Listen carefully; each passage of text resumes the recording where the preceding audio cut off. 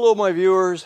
I haven't made a video in over a week or so at this time because I'm kind of at a crossroads on what to do here. I have some tree limbs that I need to have removed. I've been working on it. I got kind of one done, let me see here. You can kind of see where I am. Anyway, but I've got a big one right there, okay, that just sort of jets over the top of this mobile home, and it's just kind of wait for the next storm or something.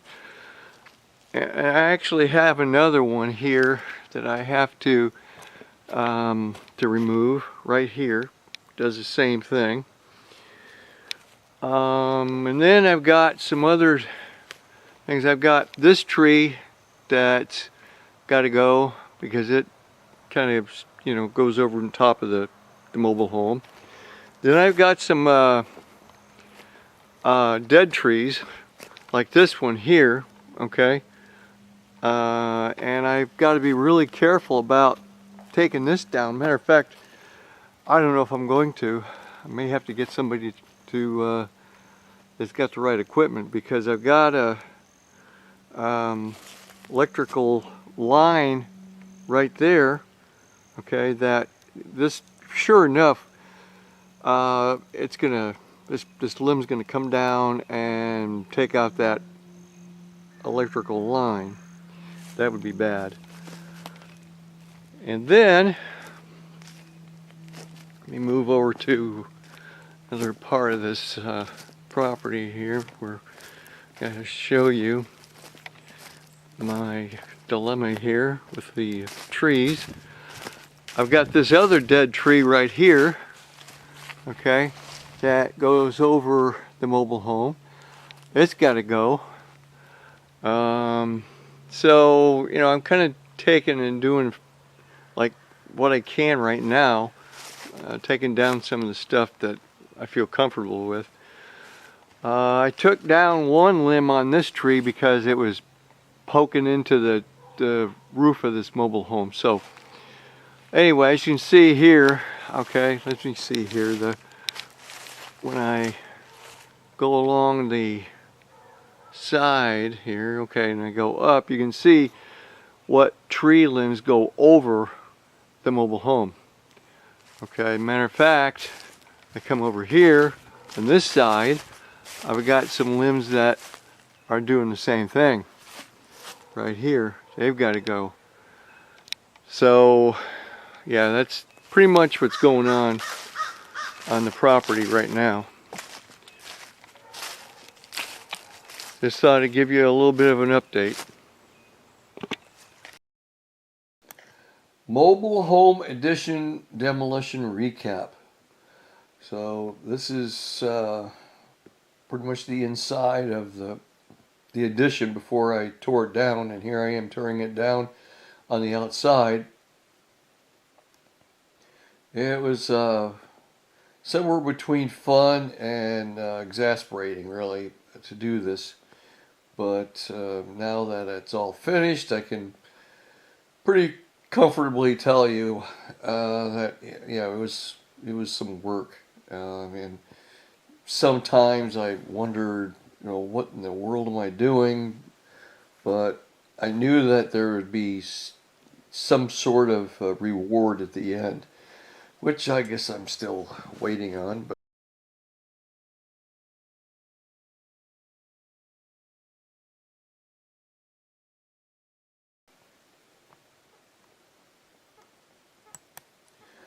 well, the way I sped up this version of the entire ordeal, okay, another 8 times. So what you're seeing is maybe even 16 times the speed. It's really where, I'm just moving right along here, but otherwise it would have been just too long of a video to be able to put out there. And I wanted to be able to just kind of give you an idea, again, the entire process, just sort of as a recap.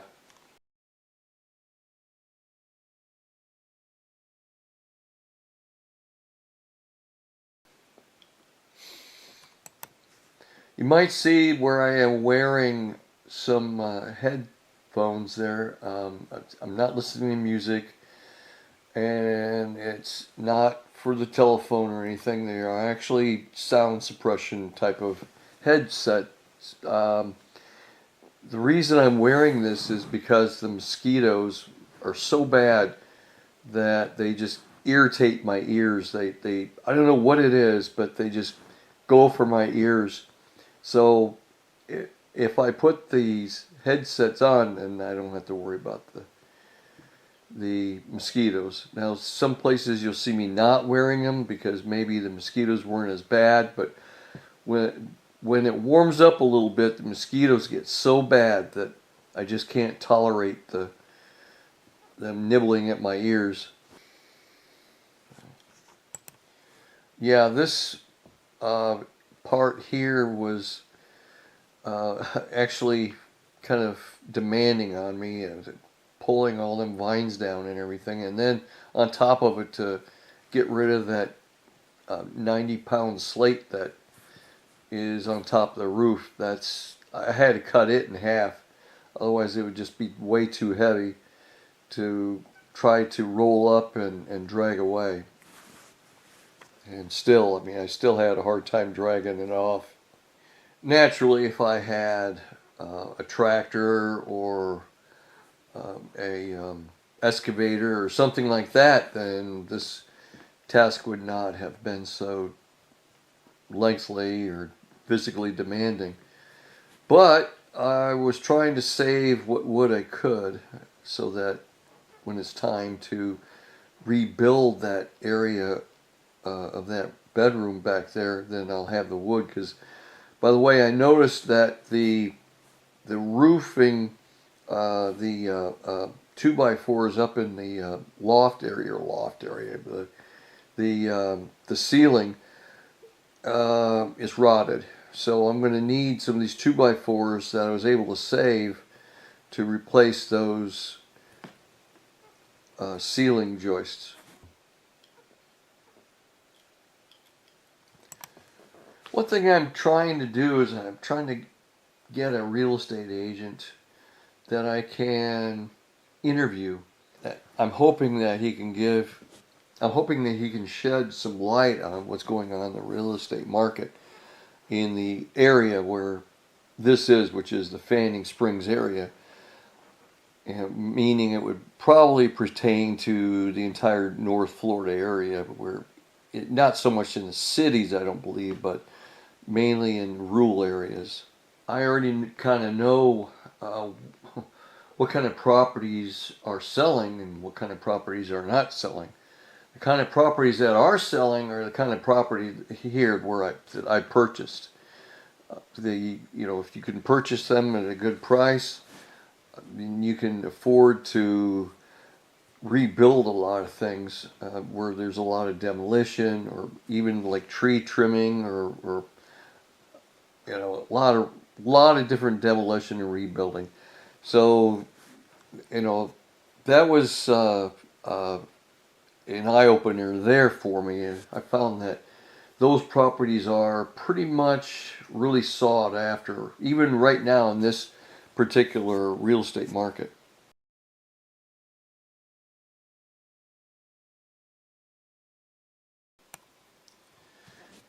Now, today, I've been pretty much trying to figure out what trees I need to remove, or tree limbs, and trying to figure out the best solution or the best order, you might say, that I could safely take these tree limbs down. I mean, if the mobile home weren't there, I mean, I could just go hog wild and just do the whole job. I haven't done it in one day, but the problem is I don't want to ruin the mobile home. I really wish that I could move this mobile home over to my other property in Bell, because that way I could work on this mobile home where I'm living right now in Bell and not have to travel 30 minutes every single time I want to come out to this property. But I think it would be cost forbidding to move this mobile home to my other property so that I can work on it. It's quite unfortunate that it would be cost forbidding, which kind of draws me into another, line of thought here. I mean, I remember back in the 70s when moving a mobile home was not that big of an expense.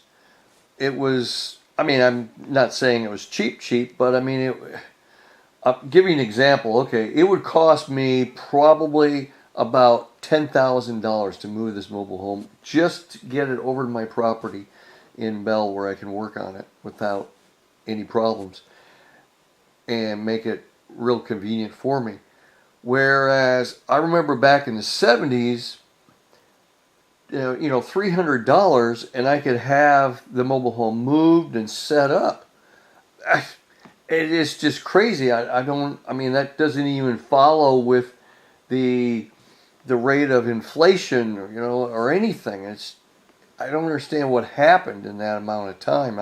I realize that some mobile homes became a little larger and everything, but this mobile home in particular is not much more larger than the mobile home that I had once, where I had to move a mobile home from Miami to Florida City back in the 70s, and it only cost me $300 to do it. And the mobile home I'm working on right now is not really that much larger than the mobile home I had back in Miami in Florida City. I don't understand why it's got to be so darned expensive. Maybe somebody can clue me in. I mean, is it just flat greed or what? I mean, I just don't get it. Just the price of having to move a mobile home really makes it a whole lot less mobile in reality, okay? I mean, people who used to move their mobile home from one trailer park to the next, to the next, to the next, I mean, not even thinking about it. Now you really have to think hard about if you really want to move a mobile home or just sell it in place and buy something that's already there. That's something I don't understand. I mean, like, there's people that live in mobile home parks right now that are being kicked out of their mobile home park because the owners are wanting to sell the park to a developer, and they want the owners of the mobile homes to move them. But you see, these mobile homes are old, and I mean, they're not worth the money that it would take to move it, and you couldn't move it anywhere in the state of Florida anyway, because a lot of these mobile homes are not even a wind zone 2 rating. And that's what you have to have in order to be able to move a mobile home these days. It has to at least be a wind zone 2. So otherwise you couldn't get anybody to move it. You couldn't even get a permit to move it. So it's really kind of quite the dilemma of these modern days, really. I mean, it makes me wish I could just go back in time, man. I mean, maybe some things were nicer and cheaper and easier to live and things like that. I mean, everything is just so much more money and more difficult, it seems. I don't know, maybe I'm just crazy, old man ranting or something, but maybe you can tell me in the comments, I mean, what you think. I know this part of the video almost looks like it was pretty easy for me, but I mean, every step of the way on this demolition job was fighting me. I mean, there were some parts that wasn't really bad, but I mean, there's some places where every step of the way it was just a battle. And I mean, luckily, you might say I won the battle, but it's still, I mean, it could have been easier somehow. I don't know why it was all that difficult for me, even though I was doing it all by hand, meaning I was only using crowbars and like a maul. Okay, which is sort of like a sledgehammer, only maybe even a little heavier. It's mainly for when you need to split like firewood and things like that. But you know, the maul really comes in handy for a lot more than just splitting firewood.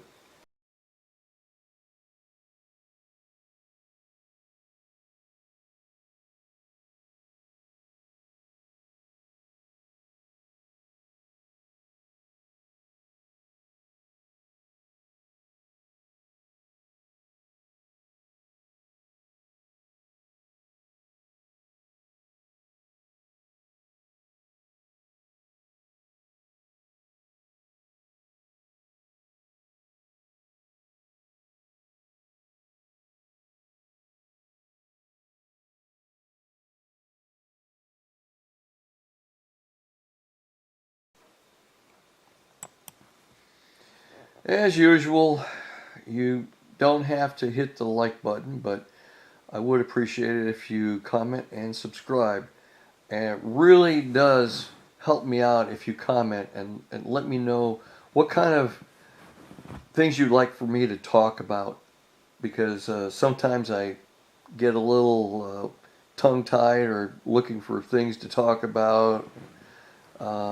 It's would really help me out quite a bit.